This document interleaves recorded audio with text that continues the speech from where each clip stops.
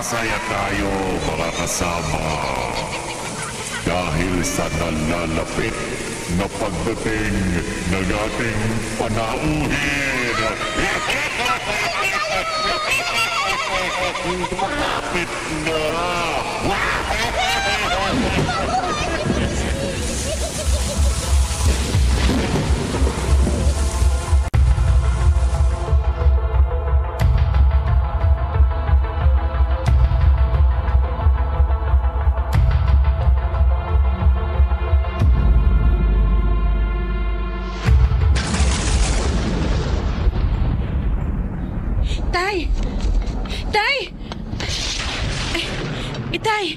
Bakit?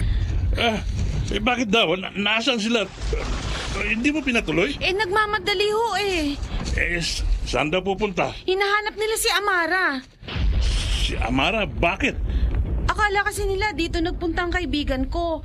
Umalis daw kanina sa bahay nila. Tapos hanggang ngayon di pa bumabalik. Ano? Tay, kailangan kong umalis. Saan ka naman pupunta? Tutulungan ko si Mang Julio. Hahanapin kong kaibigan ko. Ano? Ang lakas ng ulan. Diyan na... Teka, Rodelyn. Hoy, bumalik ka dito. Rodelyn, hindi na ako pinakinggan. Sinugod na niya ang malakas na ulan. Hindi, kailangan ko rin siyang sundan.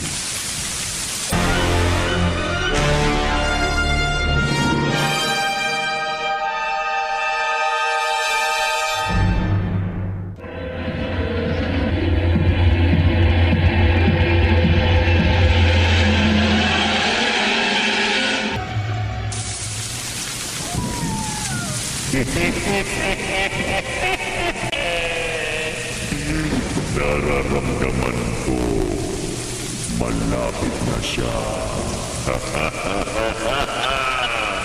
Ginto, lumapit ka pa sa lugar na dapat mong patunguhan.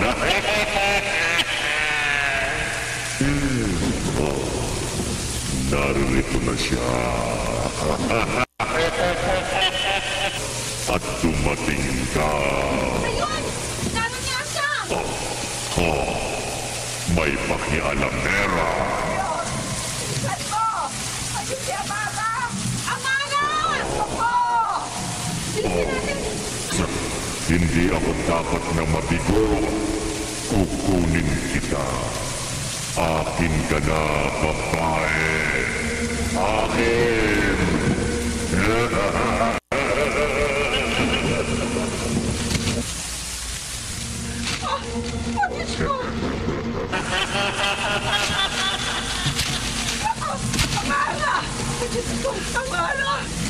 Amara, Apo! Mang Julio! Madali kayo! Buhatin natin siya! Tulungan natin ang kaibigan ko!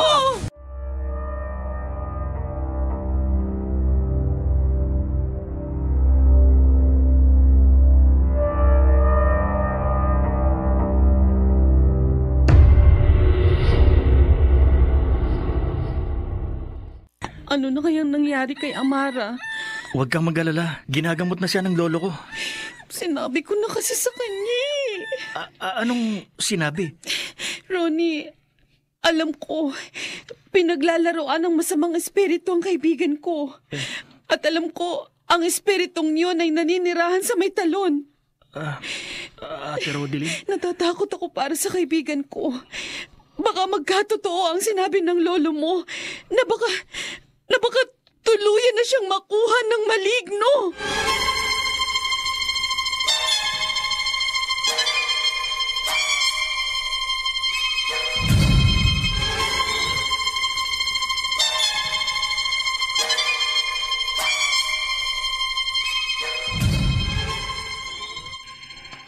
Labis akong nag-aalala sa iyo kagabi. Hinahanap kita, pero hindi kita matagpuan. Pasensya na ho kayo, Itay. Naunawaan kita. Salamat ho. Kumusta naman si Amara? Hanggang ngayon di pa rin siya nagkakamalay. Ha? Tay, hindi ho ba sabi niyo may mga kwento na kayong narinig tungkol sa hiwaga sa talon? Oo. Kung ganon, sa mga kwento, anong mga nangyari sa mga taong sinasapian ng masasamang espiritu sa lugar na yun? Ayon sa kwento, karamihan sa kanila ay hindi nakakabalik na. Huh? Tuluyan na silang nawawala. Itay, Rodeline, sana huwag mangyari yun sa kaibigan mo. oh, Diyos ko. Sana makabalik siya sa daigdig na ito at makawala siya sa kamay ng malignong nagpapahirap sa kanya. Tay, ano bang klaseng maligno ang nagpapahirap sa kaibigan ko? Kakaibang uri, makapangyarihan. Iisang kanyang mata. Malapad at malaki ang labi at nakausli ang mga malalaking ngipin. Mala-elepante ang laki ng kanyang katawan at nakausli din ang kanyang pangil gaya ng isang elepante. Ang tawag sa uri ng malignong yun ay bungisngis. Bungisngis? Oo, katulad ng tawag sa kanya.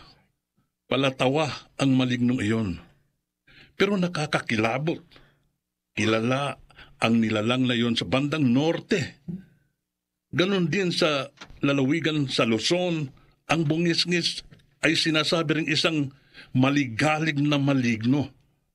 At ang nakakatakot sa lahat, siya ang pinakamapanganib.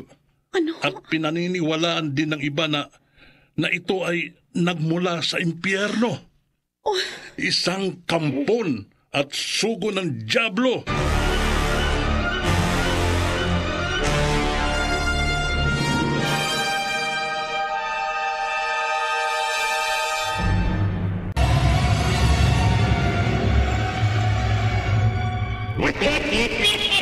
Na albularyo, pinipilit pa rin niyang kunin ang aking panauhin.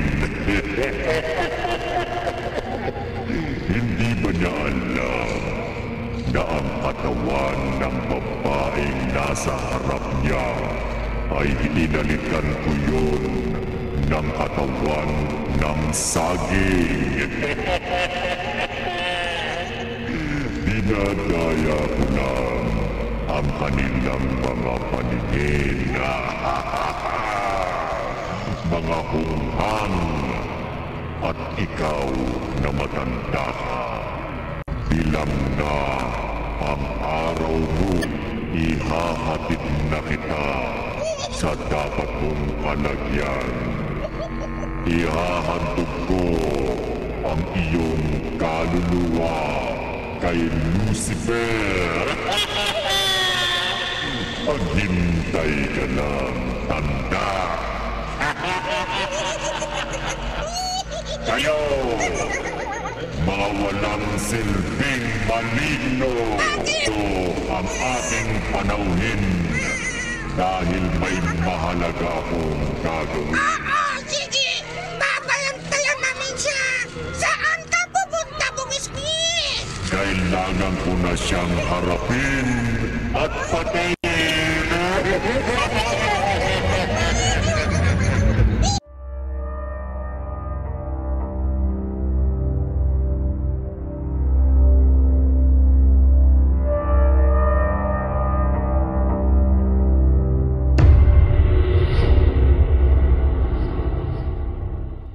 Tanagoryo, kumusta? Anak, Ang apo mo ay wala na rito sa daigdig natin. anong ibig mong sabihin? Ang katawang nasa harapan natin ngayon ay hindi totoo. Ano? Gusto mong mapatunayan ang sinasabi ko? Tanagoryo, Halika. Pakikita ko sa iyo. Pagmasdan mo siyang mabuti, Linda. anong gagawin niyo? Ano ba yung hawak niyo? Asin. Asin na maglalantad sa pandaraya ng isang mapanlinlang na nilalang. Uy, sawa. Magsi. Ayan. Ayan. Pagmasdan mo ang mabuti. Tingnan mo ang inaakala mong apo mo. O Diyos ko, naging katawan ng saging ang katawan ng apo ko.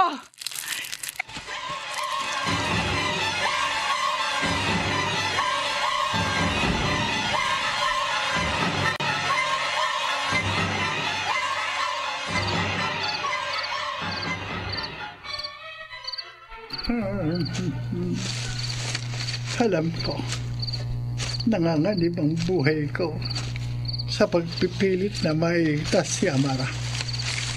Kaya tama lang na ibilin ko kay Linda at Julio ang kanilang dapat na gawin kung sakali mang mawala ako. Dahil alam ko hanggat hindi natutupad ang kanyang sinabi na babalik siya upang patayin ako. Iba siya sa karaniwang maligno na madali kong daigin. Dahil ang malignong nakaharap ko ay ang sugo ni Satanas para manggulo at paglaruan ng mga tao rito sa lupa. Isa rin siyang nakatatakot na demonyo. Anong... Ikaw, ang demonyo, pumiskis.